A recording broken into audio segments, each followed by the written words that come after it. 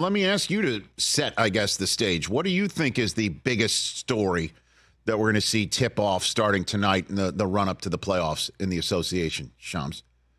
I was just talking about it today on Run It Back, but when you think about it going into this playoff run, there's probably 14 teams across both conferences that really genuinely believe they have a shot in these playoffs and to at least get to the conference finals, the NBA finals. You think about it in the Eastern Conference, Milwaukee, obviously, Boston, Cleveland, New York, Philadelphia, Miami. And then you look out west, Minnesota, OKC, both teams surprising as top seeds in the Western Conference. You have the Clippers, Denver, Phoenix, Dallas, Lakers, Warriors. I mean, that's 14 teams right there. And I guess you have the Pelicans, Kings, kind of on the outer skirts. But the parity in the league right now is so high. There's going to be such expectations going into the playoffs. Realistically, 3-4 teams in each conference, will obviously be there at the end. So to me, it's really the parity that we're seeing in the league right now. So then let's jump on the Bucks, since obviously they're a recent champion that decided to change coaches midstream, and not just to anybody, but to Doc Rivers. What is the challenge that you're hearing about out of Milwaukee to get this thing on the straight and narrow in the remaining few weeks of the season?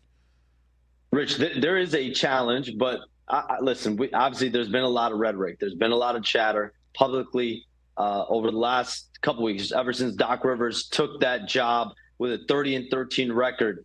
Make no mistake, the Milwaukee Bucks this year, the only thing they're playing for and thinking about is winning a championship. This season is very much title or bust in Milwaukee. Does not matter what anyone says. Doesn't matter about excuses, not excuses, whatever. Anytime you have Damian Lillard and Giannis Antetokounmpo and you fire your coach and you hire Doc Rivers, who's won a championship before, obviously among the top 10 in wins of all time in NBA history, was voted as a top 10 coach of all time.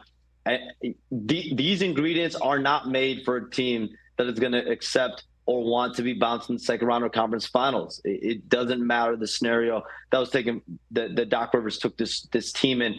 A coaching change was necessary. They needed to make a change. I reported on it extensively in The Athletic.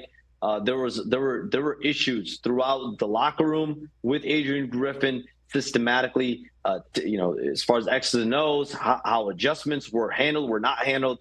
There was going to be need for change. Now they did go and make that change. And so you do have to give Doc Rivers some credit. Since he took over this team, which was floundering defensively, they've been a lot better on that end of the floor. Now it's just about putting together wins, having a healthy second half. And I was there in Indy for All-Star Weekend. Damian Lillard had himself a weekend. I mean, you think about three-point contest victory, MVP of the All-Star game, even though both teams had almost 400 points combined. You can't put that on Damian Lillard, because a lot of his points, they were really heaves from like half court. His shooting that was on display was impressive. And you hope that this carries into the second half, because that relationship between him and Giannis Antetokounmpo is going to be the most important one in the second half, possibly in the NBA. Catch the Rich Eisen Show every single day on the Roku channel, 12 to 3 Eastern, for free.